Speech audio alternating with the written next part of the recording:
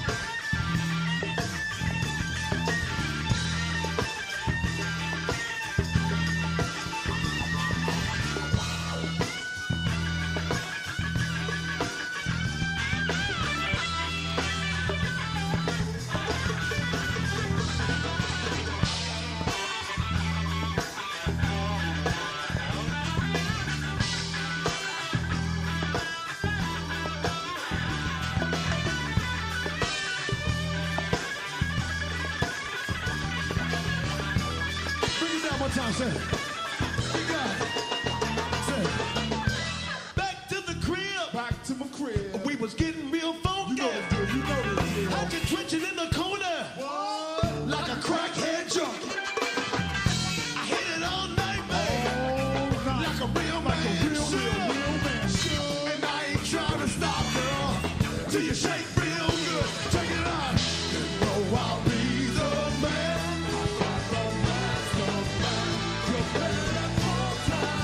Call me, baby. Just call me Kiki. I do like the phone. I like the key. Wu-Tang. Call me, baby. Yeah. You know I'll be the man. Master player. Call Tyrone. I do that shit all night. Keep it tight.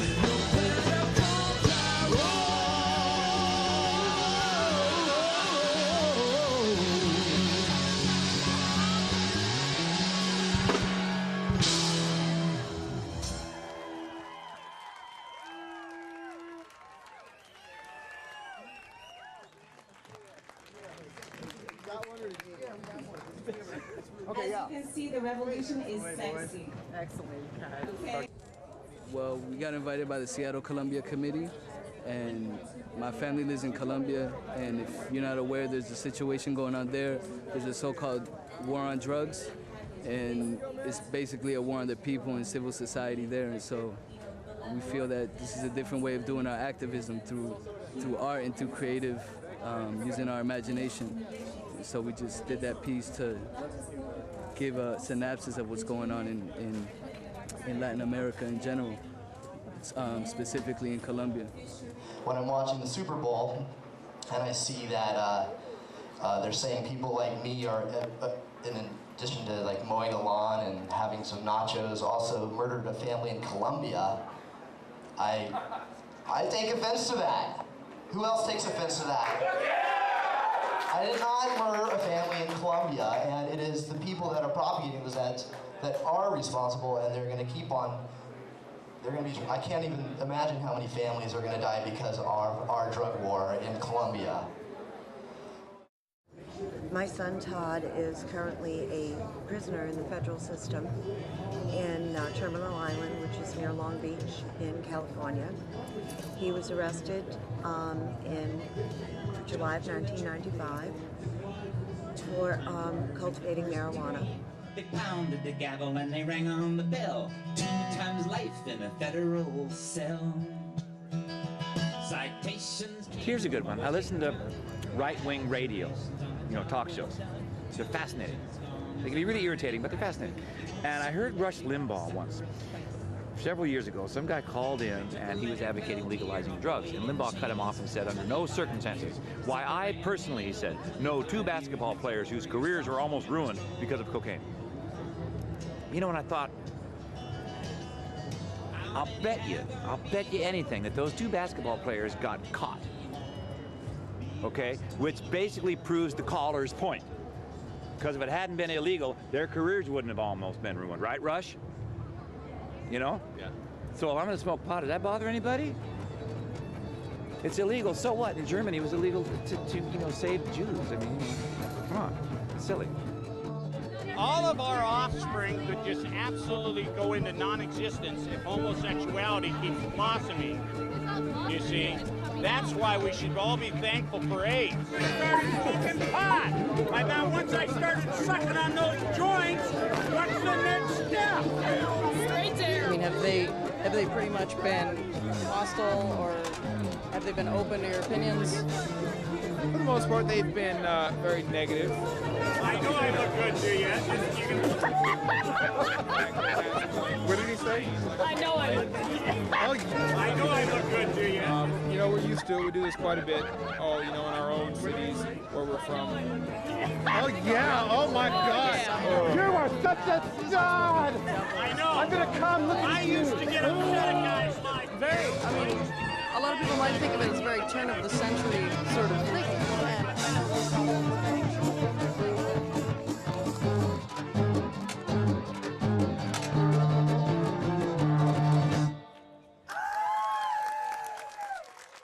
God lives not in the noise of preachers and Bible thumpers' tongues.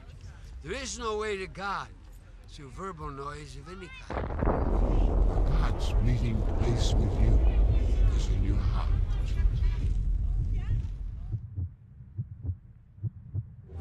It's been that way down through the ages. When you try to control your population for their own good or for your good or whatever, you take away the things that make them, you limit and control the things that give them freedom and give them happiness. You control sex, you control drugs, you control death. You control death by telling them if they die, they'll go to hell. It's just another way of controlling the people that has existed ever since civilization got stinky.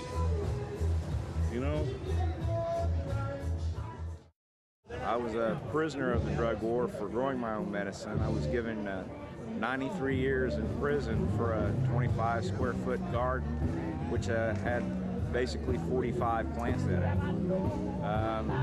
Due to the outrage of the public, you know, I think that it had a lot to do with my sentence being reduced and then eventually me being released from prison. Organizations like NORA's, November Coalition, Normal, Marijuana Policy Project, people like Vivian and Dominique, who stands up for the people's rights and puts on events like the Hemp Fest and invites excellent speakers like Chris Conrad, Mickey Norris, which are some of the best drug reformers ever. This is how we're going to change the laws in America, and people aren't going to go to prison no more. Finally, I would tell you the most important reason why we need to end marijuana prohibition is because we are needlessly destroying the lives and careers of literally hundreds of thousands of genuinely good citizens every year in this country for no good cause. It's time we stopped arresting responsible marijuana smokers. Now, I'm not for smoking it. Industrial use, you know, I don't see there any harm, and there's a lot of good uses for it. No, people fight it because of the, well, from the blackballing of it through William Randall Person's paper industry. I guess that's where it first started, but I don't mind the industrial use. I mean, it makes rope, fine clothing, fine paper, whatever. Anything you can make out of hydrocarbon, you can make out of a carbohydrate. There's no reason to be burning fossil fuels when we don't have to. If you can grow hemp properly, it is a material that contributes to sustainable agriculture, because the tonnage of carbon removed from the air in the form of carbon dioxide is high relative to the amount of carbon removed from the air by other plants, like trees. This is a unmodified 1983 Mercedes-Benz turbo diesel, and the only thing that we've done differently is put lots of wonderful stickers on the car and put hemp biodiesel fuel in the tank. That's it. No modifications. Also, Mercedes-Benz right now has a Model 420 M Series, believe it or not, that's got hemp composite plastic dashboards and door paneling. And they're discovering that it biodegrades when it breaks upon impact. It doesn't break sharply, so it's less likely to injure a person. And we've we've been on the road for 6 weeks now. Got 6,000 miles on the car. That's totally on hemp. And we've got another 6 weeks to go roughly before we end our tour in DC. There's a lot of problems that have to be solved, and this can solve a number of it. Its fiber strength is up on the order of 5,000 psi. So you get a fiber strength that's equivalent to some of the toughest, strongest woods. When you process hemp fiber using a hydrogen peroxide process, you can control the pollution more effectively than using fluorine processing, which is used for paper. The hemp that comes out of this process can be made into oriented strand board. Oriented strand board is the largest growing sector of the materials industry for construction. Oriented strand board can be made with hemp fiber having a modulus of 6,000 psi, about twice the strength of ordinary particle board. This makes hemp fiber bonded with its own natural binders, a suitable material for underlayment, sheathing, and roofing substrate in houses and housing construction. I got Tierra and Ria over there. They gave me a Diet Pepsi and swig when I had Cottonmouth, which was much enjoyed. And we're here at HempFest 93, of course. And I'll remember those two girls for the rest of my life. And I'm going to show my grandchildren what it was like back when marijuana was not legal. Thank you very much. You know, we have been thinking about this as simply a political misunderstanding on the part of the government, or maybe they didn't understand hemp wasn't the same as marijuana, or maybe they didn't understand that medical marijuana is so important, and we keep educating them on those terms. Government in and of itself, it's such hypocrisy, because you look at, on one hand, it says that they tell you just say no, drugs are bad, but yet on the other hand, they pay for these like psychological drugs. They say, oh, you take this pill, it'll make you feel better.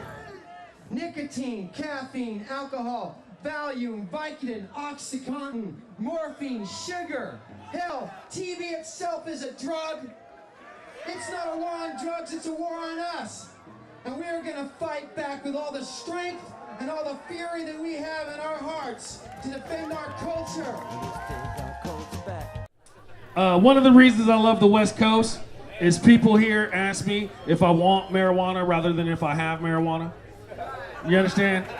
Right? Everywhere else I go, people are like, man, you got any weed? Man, I don't know you. Yeah, all right, come on. I don't want a brownie right now because I'm talking to people. Once I no longer have to talk to people, I will eat all of your brownies. And then I'll have crazy hashish-laced dreams. What were we talking about? Weed? For me, weed is the umami flavor of life. You understand? Right? Weed is the soy sauce. Weed is the ketchup. Weed is the ranch dressing of doing shit. Right? Some shit is cool. You put some weed on it, it's a little bit cooler. Right? Maybe it's not cool at all. Dip it in some weed, it's all right. Right? I don't care to wash dishes, but I don't mind getting high and washing dishes. Right? It's actually very pleasant. It takes an extra hour because I have to make a plate. Thank you, Ed. Let's hear it for New Jersey Weed Man, by the way. Who says people in New Jersey are rude? That was very polite. He brought me a joint and a lighter. Now he's gonna smoke it for me, right? I will pass to the left. Ooh, that's delicious. Is that a... terpene. The terpenes. It's got some purple lean and some sizzling in there. Right? I can taste the Listerine. This is gonna make your breath great. This has great effects on breath. Oh, look at all these older people. We're all getting old, right? Some of us been here. Here's the thing, though. Here's the thing. This is what I noticed. Weed keeps you cute. Old stoners are way cuter than old drunks. Right? You know what I'm talking about? That's what I'm saying. Everybody's like, oh, cute. Grandpa's hitting the bong again. Right? As opposed to Grandpa's hitting your mom again. That's a completely different... That's why I like weed. See if I can figure out where it's from with my connoisseur palate. You guys don't do connoisseur? You don't sit around with your fancy pants, give some tasting notes? That's from New Jersey, right? This is Toledo. Was it Toledo window box? That's the old George Carlin. Somebody from Bellingham. This is the old Elephant and Castle weed. It's the Bellis Fair bud. Right? Someone swam over the river from Canada. I don't even know how you get to Canada from here. Practice. But everybody's fancy with the weed now. It's all like, oh, you know, everybody like has tasting notes. This delightful train wreck has notes of limonene and munchies. I don't know. People just make shit up. It's all so crazy. Who's in charge of naming weed, by the way? Do we need weed named green crack? Do you want weed that makes you act like crack? That's not cool. Let's change it up. Naming weed after people is also weird. My boy called me up the other day, right? He's like, hey man, I crossed a white widow with a train wreck. I call it Courtney Love.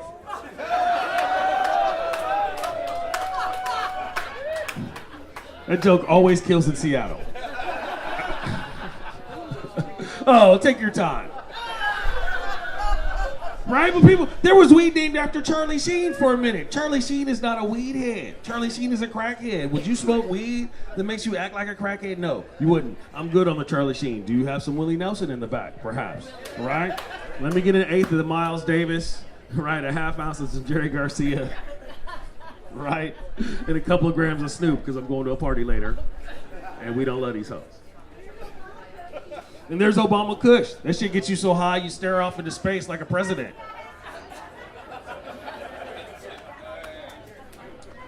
Thank you. Right?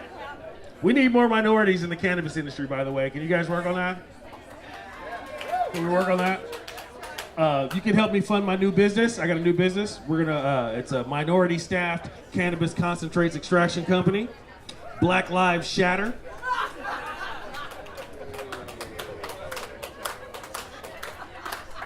I wrote that joke Friday. You can kiss my ass if you don't like it.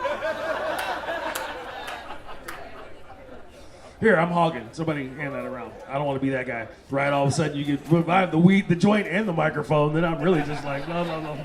You're like, that joint, I'll give you your lighter back too. All right. Because I will take your lighter, right? If I leave the house with 3 lighters, I come home with 3 lighters. They're not always the same 3 lighters.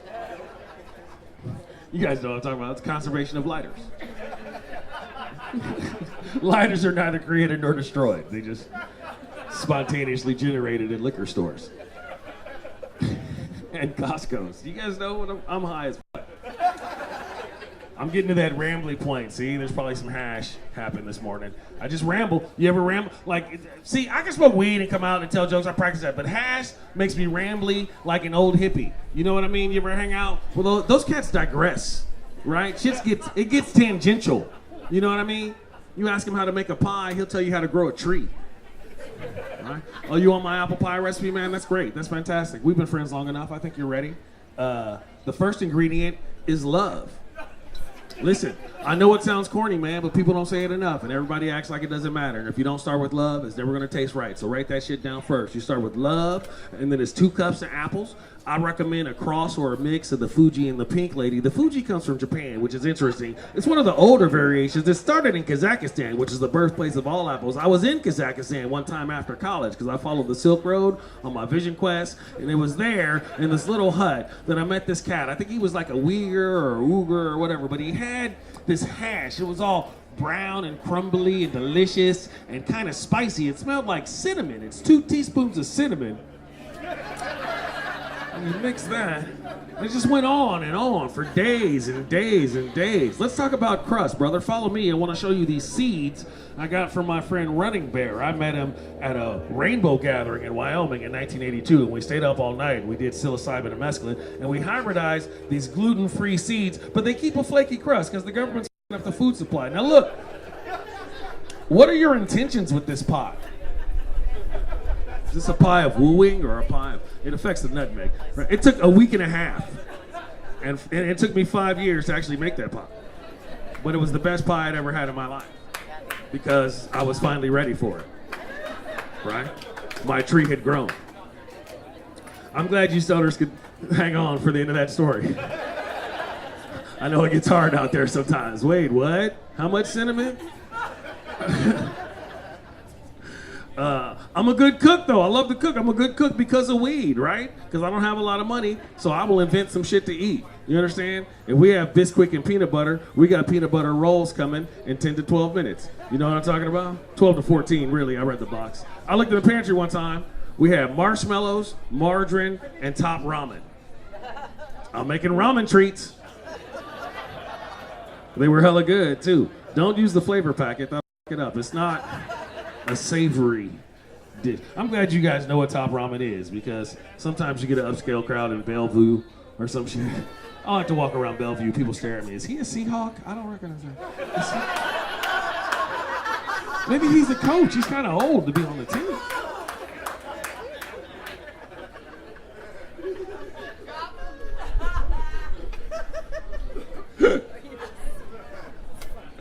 But I say something about top ramen, and they just stare at me like, right? I had to break it down to a crowd once. I was like, well, y'all know cup of noodles, right? Well, I can't afford a cup. I'm just trying to get old noodles, you understand? All right. This is day 3 of the Seattle Hemp Fest, so I've been pretty much high for 72 hours. Yeah, right? You guys are like, woo, it's good for the arthritis. Right? Medical marijuana, I have my card. It helps my pretendinitis. I'm kidding. It keeps my stress levels down because getting arrested with my stress. You understand? Right? It's an anti-inflammatory. Right? It keeps me from inflaming on people. Some of you know what I'm talking about. I love weed. I smoke weed all the time whenever I'm done. Just like, that's my whole thing. People are always like, pot smokers never do anything. I'm like, I always like to get high and then do something. That's always my, like, you get high and go to Hemp Fest, or you get high and tell some jokes, or you get high and get some booty or whatever. I don't care. The Smoky Pokey's great. But I'm saying, Like, I'm on the golf course, high as shit, and nobody cares. Here's the secret about the golf course. The golf course is like a little tiny Vegas. You can do pretty much whatever you want. No one ever said, even in states where weed is illegal, no one has ever said shit to me about my incessant use of marijuana whilst on the links. And I don't think they will. What would they say? They're going to go over to the game marshal. Hey, that black guy with dreadlocks has a bag of weed. Yeah, that sounds about right. Right? You got a whiskey and a cigar. I got a blunt and a Diet Coke. It's a beautiful day. We are all having a wonderful time out here. Keep your head down. Right?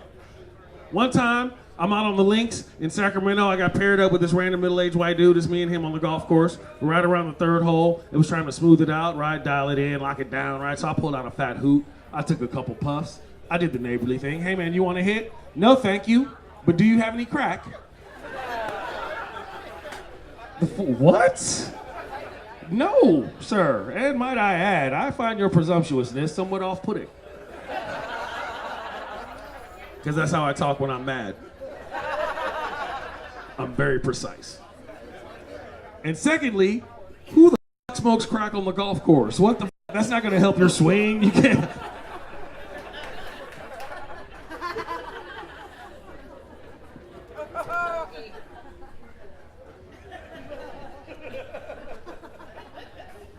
Right drug for the right activity, that's my point. Right? Weed in golf makes sense. Booze in golf makes sense. Crack in golf don't make a lick of sense. You understand? You don't do a bunch of crank and go to a chess tournament. Right? You don't eat a bunch of mushrooms and try to run a marathon. What do you mean I'm off course? This whole planet is off course. I see through your whole thing, man. Why am I wearing a number? I'm not a number.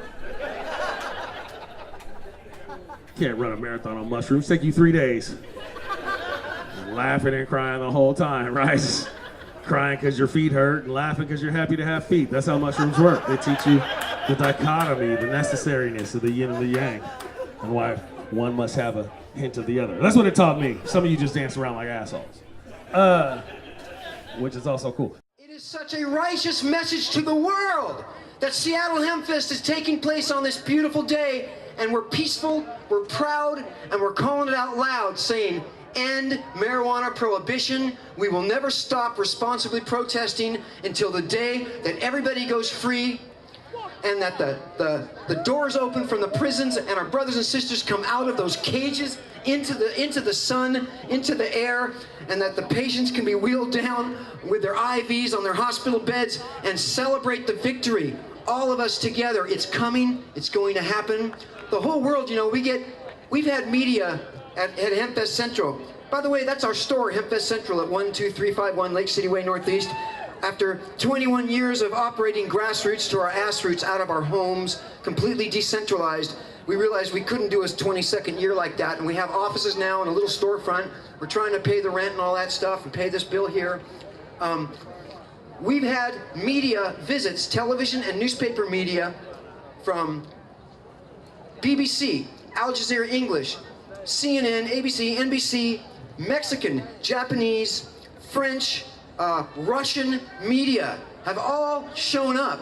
It's amazing. Yesterday I talked to Russia Today on the phone. I was on CNN television live.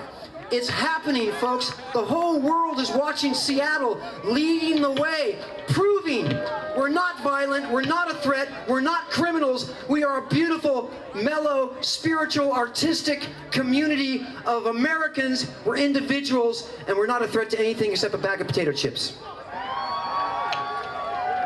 And we're not going to stop speaking our truth to power, no matter how stressful or exhausting or intimidating it is to throw a Seattle Hempfest. We're going to risk it all as long as they let us do it. And one of the ways they're going to let us do it is if we all can clean this place up, get out of here safely with nobody hurt. Thank you so much, you guys, for 22 years of peaceful protest. It's frankly, it's just incredibly, it's as beautiful as you all are. I got friends that are doing time for weed. You know? I mean, doing time for weed. I mean, do I look like your friendly neighborhood crack dealer? I mean, come on. I mean, those are the people you need to lock up and, like, put in jail for 90 years because look at the lives they destroy. Look at the Meal life. Look at the neighborhoods that they, you know what I'm saying, they bring down. I've seen whole neighborhoods get like just caught up in the grip of like crack and heroin and cocaine and all that. You see a neighborhood where people smoke weed, they're the most relaxed people on the planet. I never thought a panel or a jury of 12 would give somebody 93 years in prison. I mean, I couldn't even fathom that idea. We really came to grips with the fact that it really is a war.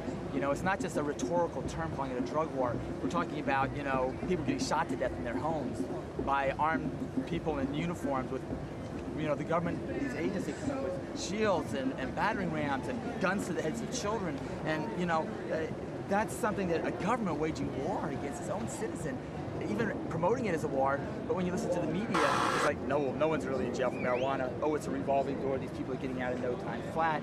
And so it put us into this whole other kind of a scope. I would say during the first part of our activism in this area, we didn't really know that many people in prison. If you look around here, one of the major reasons why people don't know what's going on with the legalization issues and the criminalization of marijuana is because the papers aren't talking about it. And that's what we do here, is we are breaking the corporate media blockade. We interrupt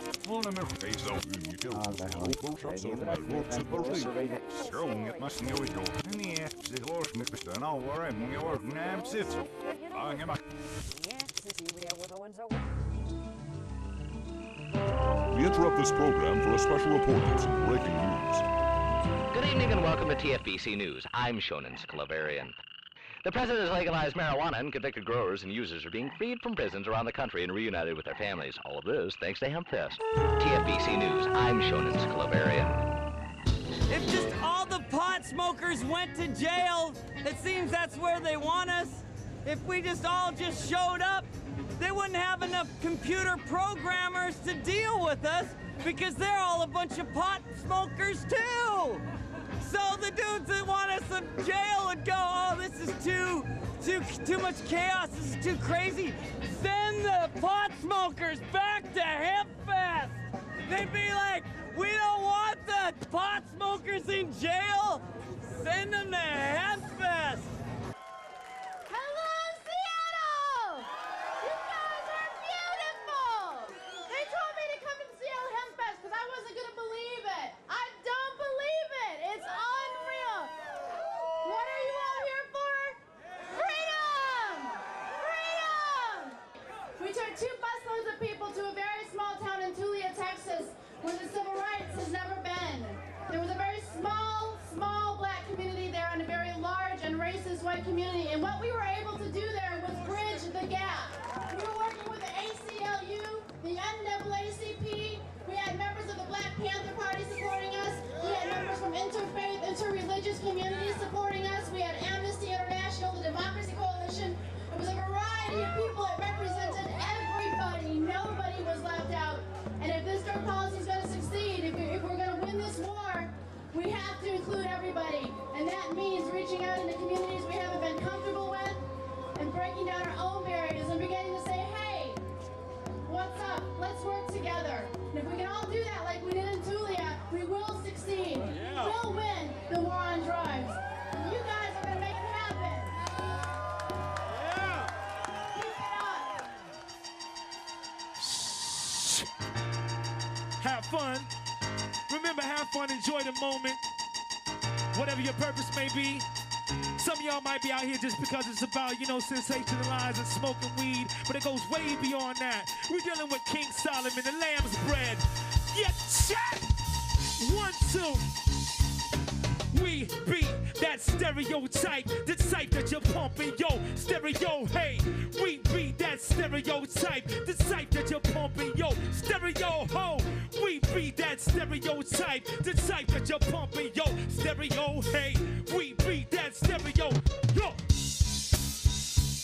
How many truly know about this culture we call hip-hop? How many MCs nowadays got what it takes to make a crowd rock? How many of the brothers on the block with the Glocks, the rocks know where you headed? Where does the end begin and where does the begin end? Time to realize, overstand, begin to comprehend. The end is so near, life is so dear. It only truly begins once it ends, so have no fear. Learn to let go of the world and live beyond our physical being. So sing is the being, guided by triple sight, moonlight, starlight, eternal sunlight. Born into this struggle and we gon' win this fight. This signal being broadcast live and direct via satellite. Seattle, Washington, lyrics weighing a ton. Keep adversaries on the run without the aid of a gun. For ignorance is what we shun. We shall not condone any perpetration of molestation upon this here microphone. Fraudulent MCs chase material fantasies while copulating with infected record companies. Spreading disease with ease, but not disease transmitted through your stereo. One time, hit best. Check it out. The sun never go. Hey, we beat that stereotype. Deciphers your your stereo. Hey, we beat that stereotype. Deciphers your stereo. We beat that stereotype. Deciphers your great. It's a beautiful day. It's had its ups and downs, but it's all coming together, and it's beautiful. It's beautiful to see all these people from all walks of life come together and work on this huge honkin'.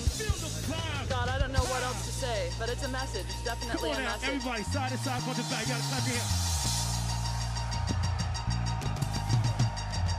Come on. We're gonna show unity with the hand clap. Soul, vibration, transmitted across the nation. International, intergalactic, throughout the universe. Clap your hands. Clap, clap, clap, clap, clap your hands. Feel the heartbeat. Feel the heartbeat. Feel the heartbeat. Feel the heartbeat. Yo.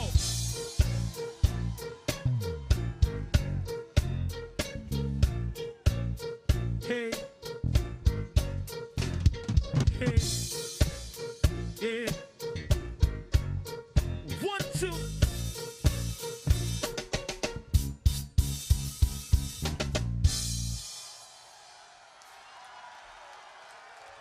Come on, man. Make some noise.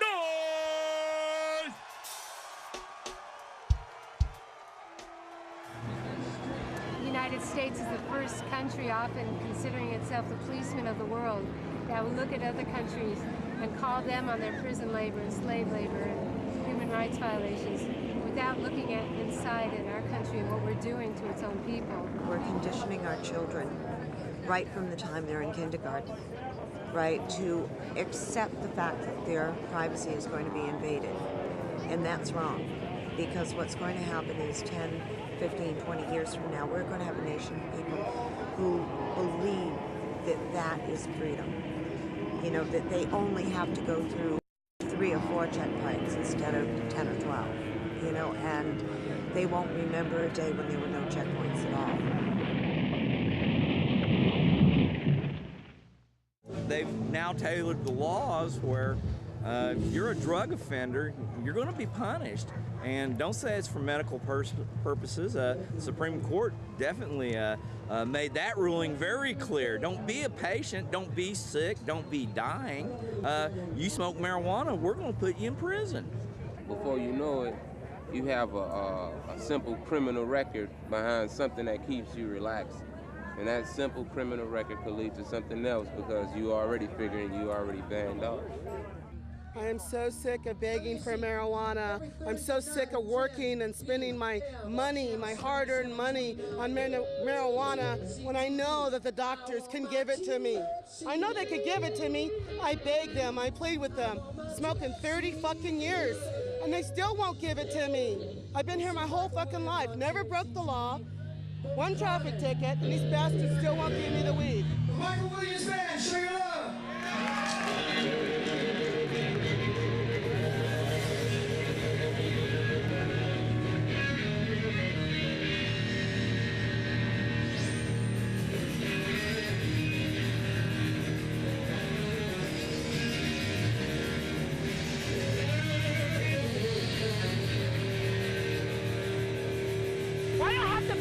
Why can't I grow it in my apartment?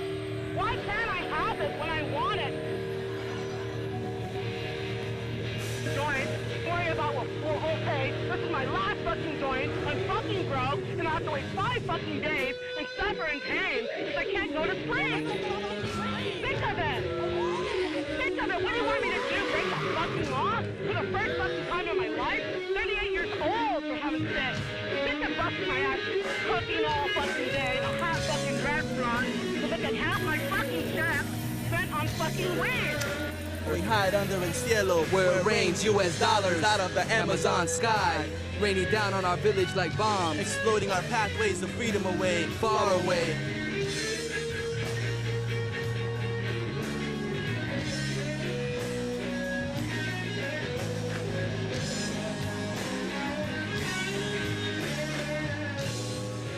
This ain't some science fiction novel by George Orwell. This isn't some communist dictatorship. This is half the United States of America. And HempFest has one clear message. We don't play that crap. What's going to take to end the drug war in America? We're going to have to get rid of George Bush first. Yeah, get rid of George Bush and then ask me. America, where there's currently 7,000 unsolved murders. 7,000 unsolved murders. What are they wasting our precious money and resources on? They're tracking down people who choose to grow or use or sell a plant. When we've got a rape every 21 hours, and that's just on college campuses. Where's the war on rape? War on drugs? Give me a break, man. Attention, drug war generals out there. We are fighting back, man. And unlike you drug war generals, we are non-violent. We are peaceful. You cannot and will not stop us because we are not criminals. We are Americans. We're going to make that mean something. And we're about to take our country back and put it in the hands of the people who founded this country. The hands of the people whose blood and sweat and tears and backs paved the way for us to be here today. The problem is that in our justice system, we've got too much emphasis on the system and not enough emphasis on the justice. And I ain't gonna make it, man. That's exactly why we're here today at Seattle HempFest. That's why you came out, and we'll be vocal day after day after day, year after year after year until we've overcome and justice finally prevails.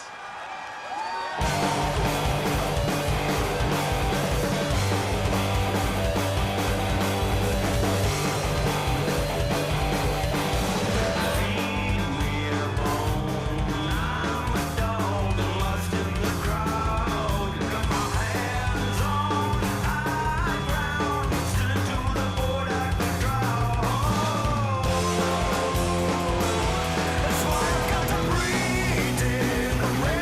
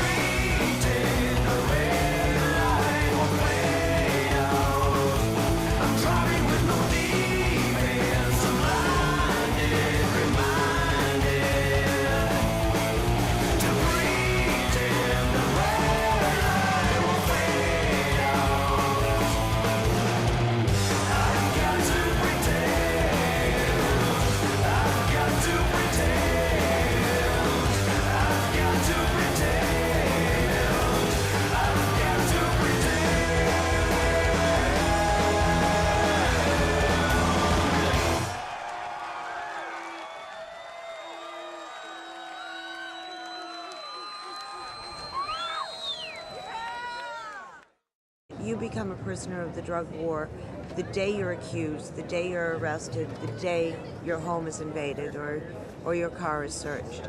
That's the day that you become a drug war prisoner. Because from that moment on, you're totally under the thumb of the criminal justice system, and they control all aspects of your life. Tom McCormick's lawyer, David Michael, give him a warm reception, please.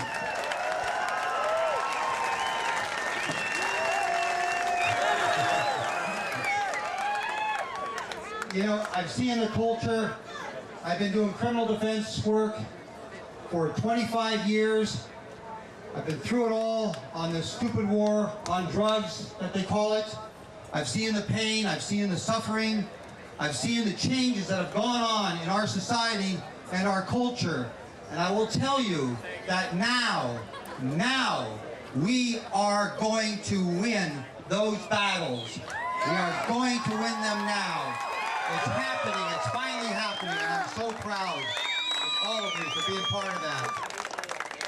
It wasn't always that way. And it's because there exists a process called the initiative process, where people can take control of their own destiny and take it out of the hands of a corrupt government, corrupt politicians, and corrupt corporations that do not want to see marijuana, medical marijuana, hemp, whatever that product is, be legalized and be used by people who have a right to it. So thank you, everybody. I'm really proud of all of you here. Who's got pot pride? Say yeah!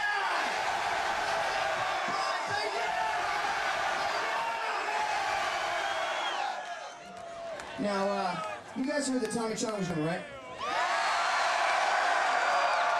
You know, that's what we heard too. But I'm sad to say that for some reason Tommy didn't feel it was important enough to be here today. And you know, perhaps, no, don't go on, man, don't do that. You know, I think what happened is that he was driving from California and he's in Texas right now. Either that or like, maybe his dealer got busted, you know, and he just didn't have the energy to make it up here. But, you know, being Seattle Hemp Fest and being the largest, most sophisticated cannabis policy reform event in the world, we try to make things up to you. You know, we're going to do a countdown for the 420 here and all that stuff. But you know, I'll tell you, we felt so bad about the fact that Tommy couldn't be here that we decided to do something about it.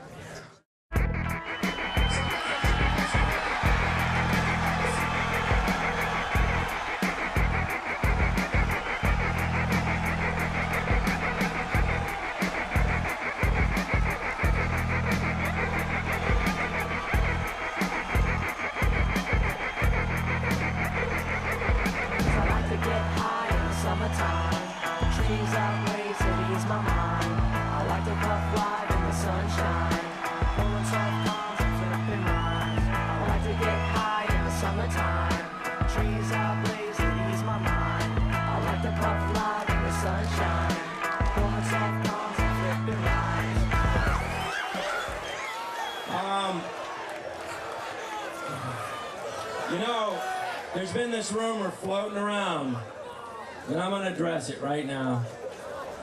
I got to tell you people that I decided to quit smoking. And then I realized, hey, I'm not a quitter.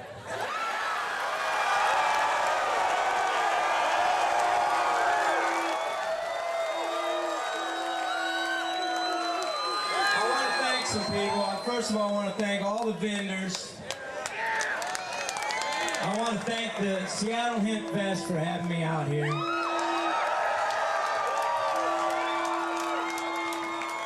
I want to thank all these volunteers who work so hard for no money. A lot of volunteers around here. I want to thank the police for keeping the peace.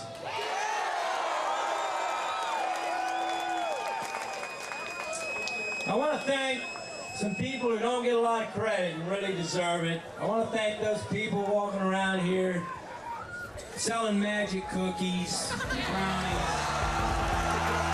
They don't get the credit they deserve.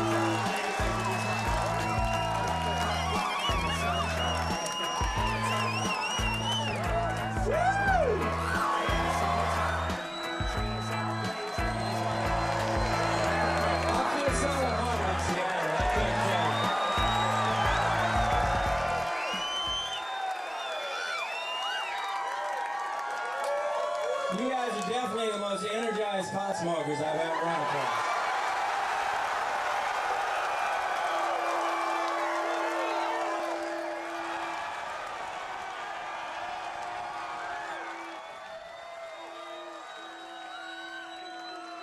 I think it was appropriate to start here in Seattle because it's the home of the place where the young and the young of heart took to the streets and flashed a giant neon sign saying, "We're not putting up with this shit anymore. WTO, go home. Find an island." It's because there's an amazing propaganda machine in this country. Don't you think? I mean, it's a propaganda machine that makes us actually believe that we live in a democracy when we know we don't live in a democracy. I mean, it's a propaganda machine that talks about us living in a free country when we know we're not living in a free country. You're free to do whatever you want to do as long as it doesn't go against what the government wants you to do. So how are we going to turn that around?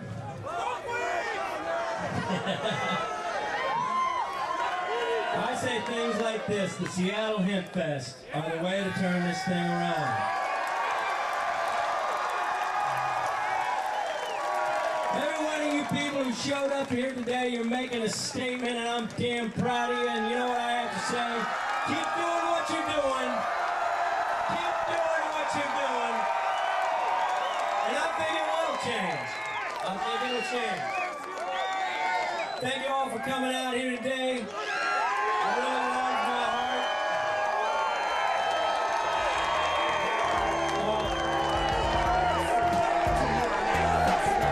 Say your name with one breath left.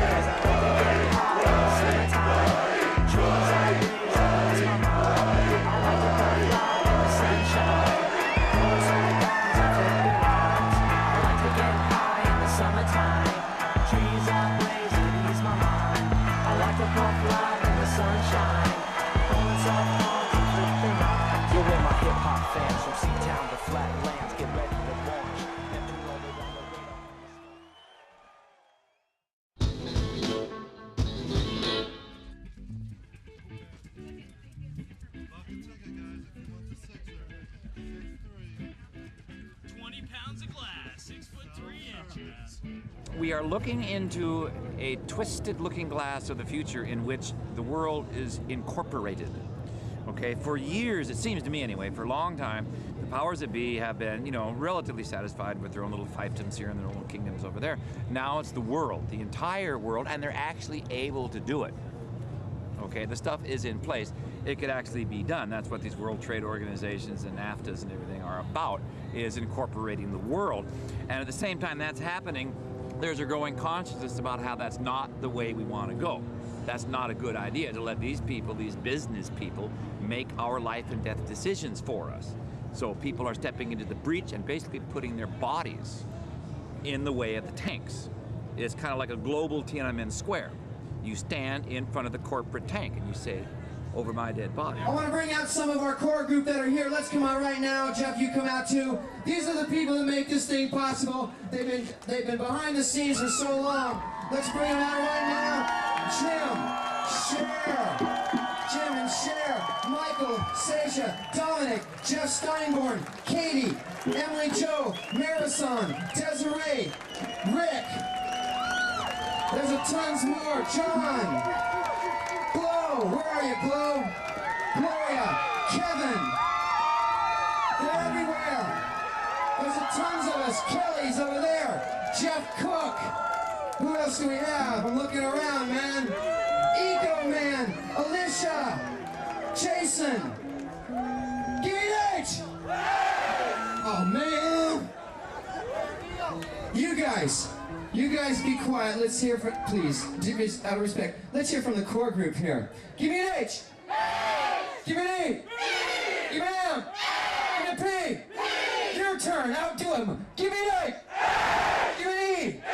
Give me an M. Give me a P. Ladies and gentlemen, I present to you the house band of Seattle Hemp Fest, the incredible Herbivores.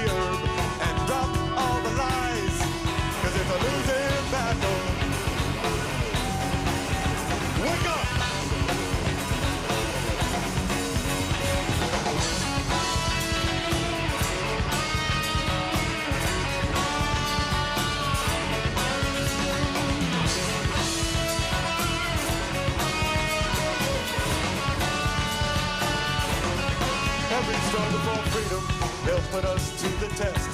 So it's time to exercise our rights and put on a hemp fest. And we'll educate the youth who soon will rule the land. 'Cause it's just a matter of time, and it's time to take a stand.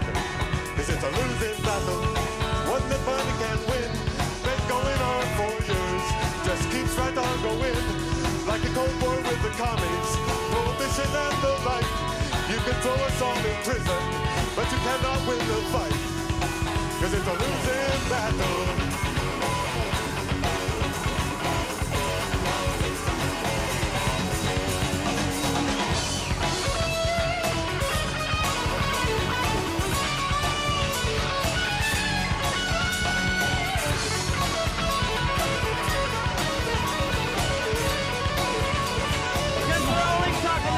Good things for good people.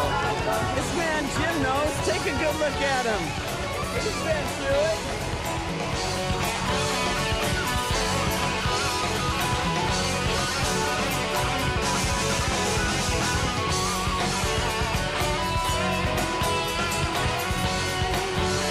This is Vivian McPeak at Seattle Hemp Fest here at Myrtle Edwards Park.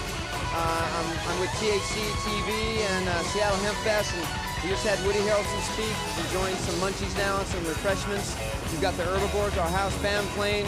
We've got so many people out there, I don't know how to count them. Hey, Mr. Politician, time to wake up.